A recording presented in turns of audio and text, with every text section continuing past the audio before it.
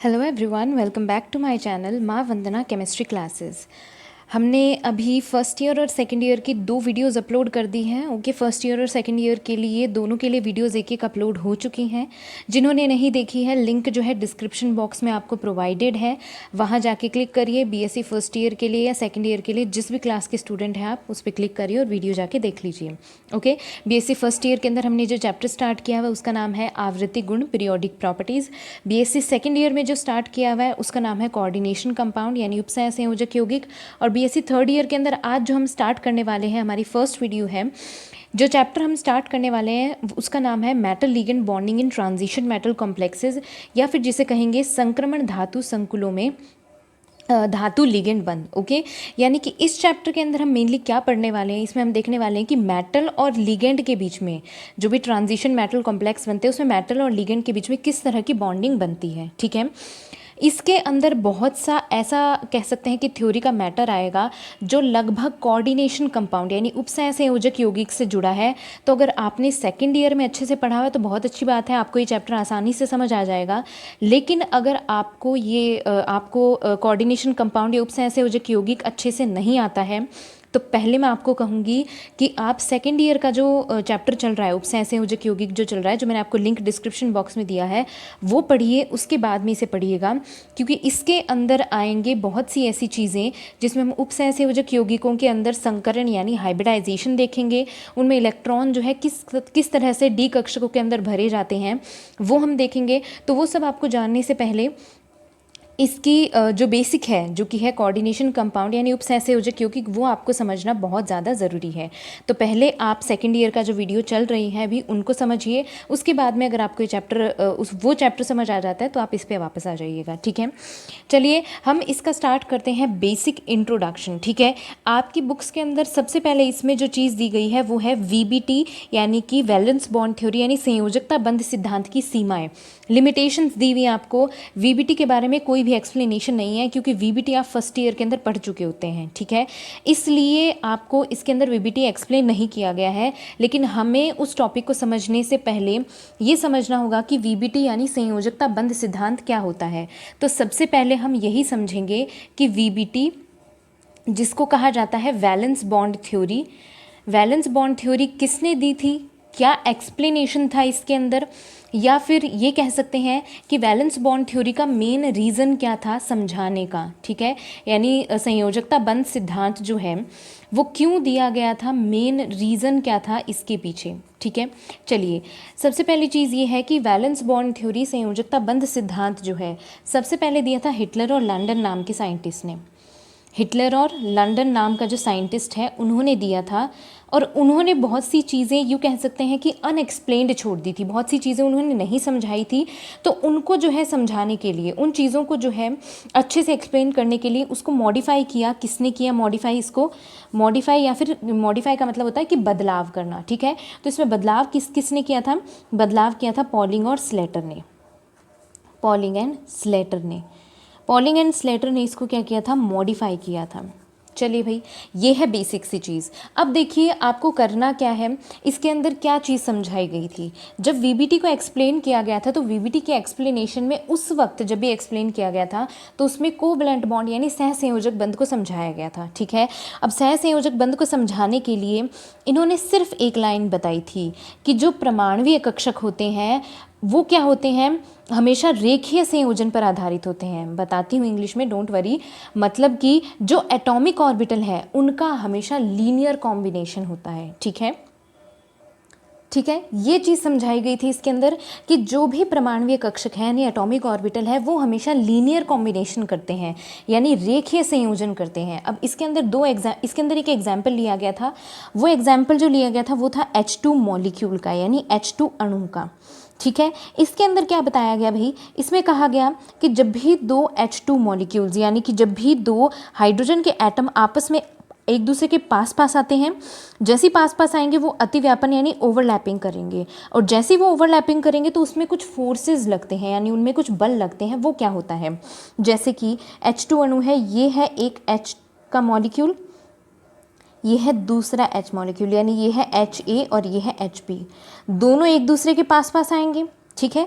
दोनों एक दूसरे के पास पास अभी एटॉमिक फॉर्म के अंदर है, दोनों पास पास आके H2 मॉलिक्यूल यानी कि अणु बना लेंगे, अभी परमाणुवीय या फिर परमाणविक फॉर्म के अंदर है ये, ठीक है।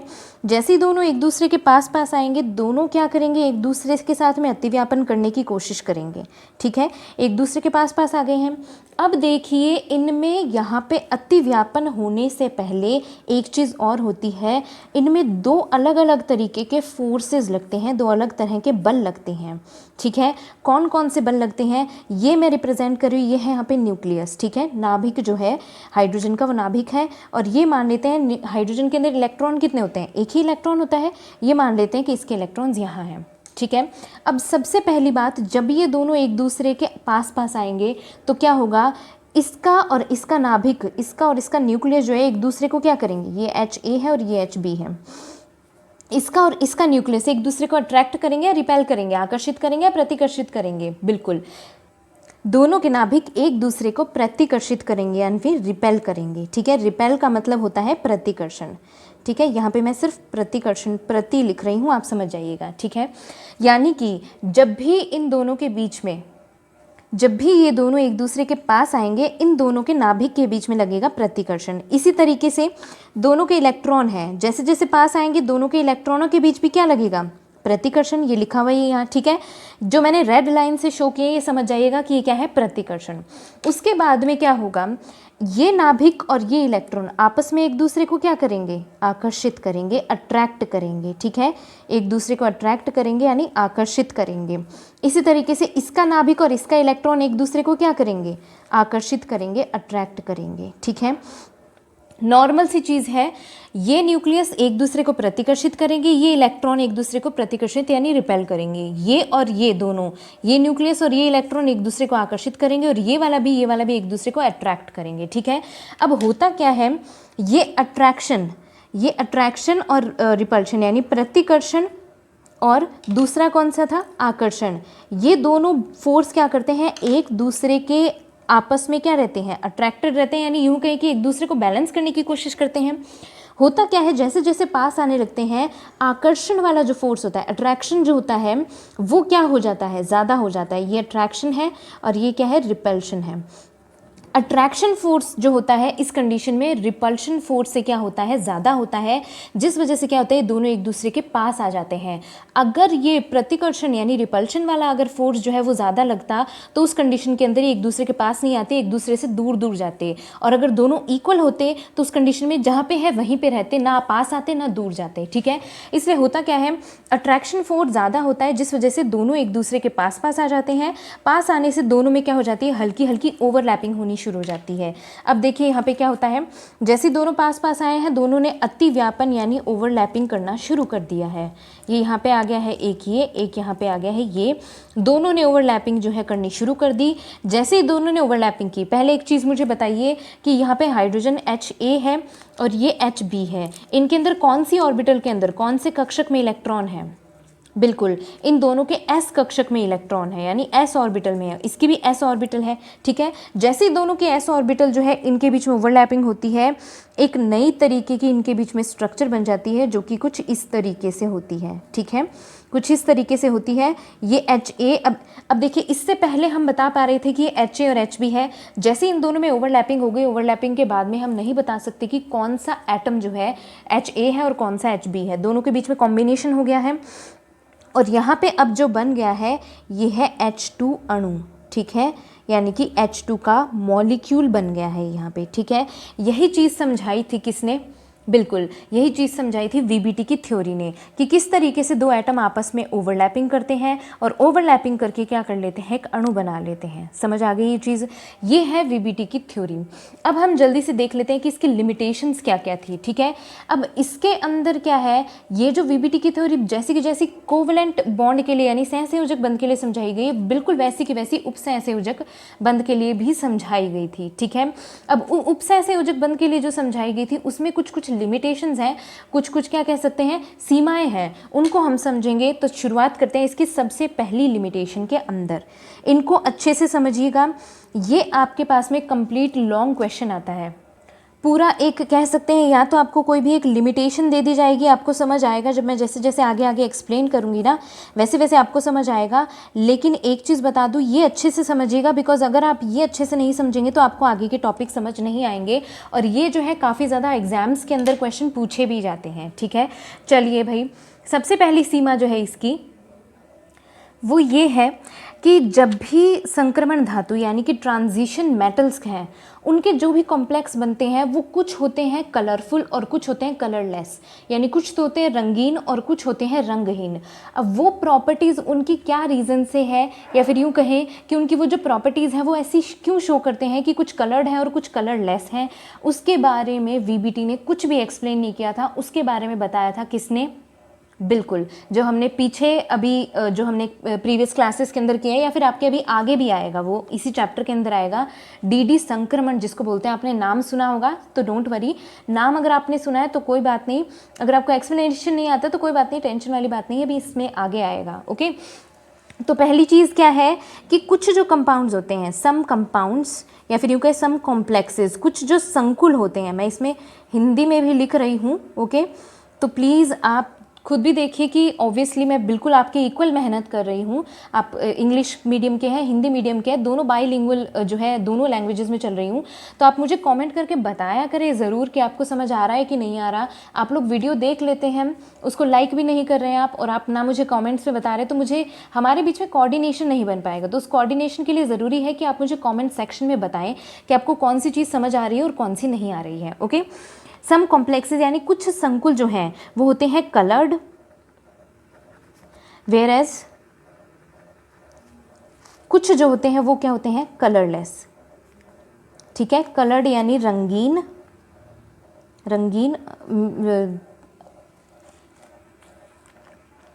कोई थोड़ी बहुत मात्राओं में मिस्टेक हो सकती है तो प्लीज़ उसको थोड़ा सा नेग्लेक्ट करिएगा। कुछ होते हैं रंगीन और कुछ होते हैं रंगहीन। ओके, कुछ होते हैं क्या? रंगहीन जी, रंगहीन। ओके, कुछ होते हैं रंगीन और कुछ होते हैं रंगहीन। अब वो जो रंगीन होते हैं और रंगहीन होते हैं, कलर्ड होते हैं, कलरलेस, उसके बारे में वीबीटी ने कोई भी एक्सप्लेनेशन नहीं दिया है। इसका एक्सप्लेनेशन आगे आएगा डीडी संक्रमण के अंदर। ठीक है, तो ये इसकी सबसे पहली लिमिटेशन थी। चलिए सेकंड बात करते हैं। जो सेकंड पॉइंट है कि इस कह सकते हैं कि इस थ्योरी के अकॉर्डिंग,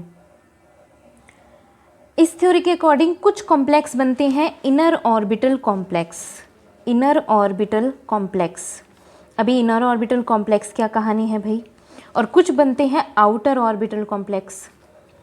सारी बेसिक आपकी इसके अंदर मैं कंप्लीट करवाती जाऊंगी, तो आपको टेंशन लेने की बिल्कुल भी ज़रूरत नहीं है, बस वीडियो को अच्छे से समझते जाइए। ठीक है, इनर ऑर्बिटल कॉम्प्लेक्स जो होते हैं उन्हें कहा जाता है आंतरिक कक्षक संकुल। ठीक है, आंतरिक कक्षक संकुल, और कुछ बनते हैं बाह्य कक्षक संकुल। ठीक है, कुछ बनते हैं क्या? बाह्य कक्षक संकुल। अब ऐसा क्यों होता है, इसके लिए आपको एक छोटे से एग्जाम्पल से समझाती हूँ मैं। देखो आंतरिक कक्षक संकुल जो बनते हैं उनके अंदर हमेशा डी ऑर्बिटल अंदर वाली कक्षकों की होती है, यानी कि उसकी हाइब्रिडाइजेशन होती है D2sp3। D2sp3 भी हो सकती है, DsP2 भी हो सकती है। ठीक है, कुछ भी हो सकती है। फॉर एन एग्जाम्पल समझा रही हूँ मैं, मतलब इसमें डी ऑर्बिटल अंदर वाली अवेलेबल होती है, अंदर वाली काम में ली जाती हैं, जबकि आउटर ऑर्बिटल कॉम्प्लेक्स जो होते हैं उनकी बनती है sp3d2। इसके अंदर बाहर वाले जो ऑर्बिटल्स हैं वो वाले रिक्वायर्ड होते हैं हमेशा। ठीक है, इसके आपके एग्जाम्पल्स अभी आगे आएंगे। आपको सिर्फ इतना ध्यान रखना है कि कुछ आंतरिक कक्षक संकुल होते हैं, कुछ बाह्य कक्षक संकुल बनते हैं, यानी कि कुछ इनर ऑर्बिटल कॉम्प्लेक्स, कुछ outer orbital. Inner orbital complexes में D2sp3 बनती है और आउटर ऑर्बिटल के अंदर sp3d2 बनती है। अब ऐसा क्यों है ये आपके इस एग्जाम्पल, ये जो है आपके आगे अभी आएगा नेक्स्ट लिमिटेशन के अंदर। ठीक है, तो इस थ्योरी के अकॉर्डिंग कुछ दोनों तरीके के कॉम्प्लेक्स बनते हैं, लेकिन उन संकुलों का निर्माण क्यों होता है, कौन से प्रोसेस से होता है, या फिर उनके अंदर कौन सा सिद्धांत लगता है, इसके बारे में वीबीटी ने कोई भी एक्सप्लेनेशन नहीं दिया था। समझ आ गई ये चीज़? ठीक है भाई। अब देखते हैं हम थर्ड पॉइंट, जो कि हमारा इसका लास्ट पॉइंट होगा। ठीक है, अभी हम बहुत ज़्यादा स्टार्ट नहीं करेंगे, अभी आपके लिए सिर्फ मैं एक हैबिट बना रही हूँ इन वीडियोस को देखने की। ओके, थोड़ा थोड़ा थोड़ा थोड़ा करेंगे, तब जाके आप जो है आधे घंटे की वीडियोस, 20 मिनट की वीडियोस ईजिली देख पाएंगे। ओके, चलिए भाई, इसके बारे में वीबीटी ने एक्सप्लेन नहीं किया। थर्ड पॉइंट आता है कि बहुत से ऐसे संकुल यानी बहुत से ऐसे कॉम्प्लेक्सेस बने थे जिनकी स्ट्रक्चर जो थी वो डिस्टॉर्टेड थी। डिस्टॉर्टेड का मतलब क्या होता है भाई? डिस्टॉर्टेड को हिंदी में कहते हैं विकृत। ठीक है, यानी कि होता क्या है कि उनकी स्ट्रक्चर, उनके अंदर उनकी जो संरचना है वो उनके अंदर प्रेजेंट अयुग्मित इलेक्ट्रॉन, यानी कि हम कह सकते हैं लोन पेयर या फिर बॉन्ड पेयर, बंधी इलेक्ट्रॉन, उसके अकॉर्डिंग होनी तो कुछ और चाहिए, लेकिन उसकी स्ट्रक्चर अपने आप को स्टेबल करने के चक्कर में हो कुछ और जाती है। ठीक है, इसलिए ऐसी जो भी स्ट्रक्चर होती है उन्हें कहा जाता है डिस्टॉर्टेड। ठीक है, उन्हें क्या कहा जाता है? डिस्टॉर्टेड। डिस्टॉर्टेड का मतलब होता है विकृत। ठीक है, इसी तरीके से कि कुछ संकुल जो बनते हैं उनकी स्ट्रक्चर डिस्टॉर्टेड होती है, विकृत होती है, इसके बारे में वीबीटी ने कोई एक्सप्लेनेशन नहीं दिया था। अभी आपको सिर्फ इसकी लिमिटेशंस ध्यान रखनी है, क्या क्या है। इन सारी लिमिटेशंस का आगे आपको डीडी ट्रांजिशन के अंदर सब कुछ अच्छे से समझ आ जाएगा, बहुत बेसिक फॉर्म से क्लियर हो जाएगा, बस आपको समझना है अच्छे से। ठीक है, ये इतना हो गया है आज बेसिक पोर्शन, आपको इतना अच्छे से पढ़ना है। वीबीटी को फर्स्ट ईयर की बुक निकालिए, उसमें से पढ़ लीजिए अच्छे से, फिर उसके बाद में इसकी लिमिटेशंस पढ़िए आसानी से। अगर आप चाहें तो आप इसके आगे की लिमिटेशंस भी पढ़ सकते हैं, जिससे कि मैं अब आगे वीडियो बनाऊं तो वो आपके लिए एक तरीके से रिवीजन हो जाए। ठीक है, तो ये थी मेरी आज की वीडियो। जिसने भी वीडियो देख ली है प्लीज़ वीडियो को लाइक किए बिना मत जाइएगा। अगर आपको कोई चीज़ समझ नहीं आई है कॉमेंट सेक्शन में मुझे बता दीजिए, मैं नेक्स्ट वीडियो के अंदर आपकी वो जो प्रॉब्लम है वो मैं आपको मेंशन करके, आपका नाम लेकर वो प्रॉब्लम को एक्सप्लेन कर दूंगी अच्छे से। वरना लाइव क्लासेस आऊँगी तो मैं ऑब्वियसली मैं नोट कर लेती हूँ सभी की प्रॉब्लम्स को। लाइव क्लासेस जब भी आऊँगी तो मैं उसके अंदर आपको वो प्रॉब्लम जो है वो वहाँ एक्सप्लेन कर दूँगी। ठीक है, तो वीडियो को लाइक करिएगा, जो भी चैनल पे न्यू है प्लीज़ उसे सब्सक्राइब कर लीजिए, जितना हो सके वीडियोस को शेयर कीजिए, बिकॉज ये टाइम आपके लिए बहुत गोल्डन टाइम है। पता नहीं लॉकडाउन कब तक चलेगा, तो आपके लिए ऑब्वियसली हेल्पफुल होगा। जब भी आपके कॉलेजेस वापस से खुलेंगे तो उसमें आपके लिए एक तरीके से रिवीजन होगा ये, फिर आपको बहुत ज़्यादा मेहनत करने की ज़रूरत नहीं होगी। ओके, तो ये थी मेरी आज की वीडियो, मिलते हैं नेक्स्ट वीडियो के अंदर। Till then take care, bye bye.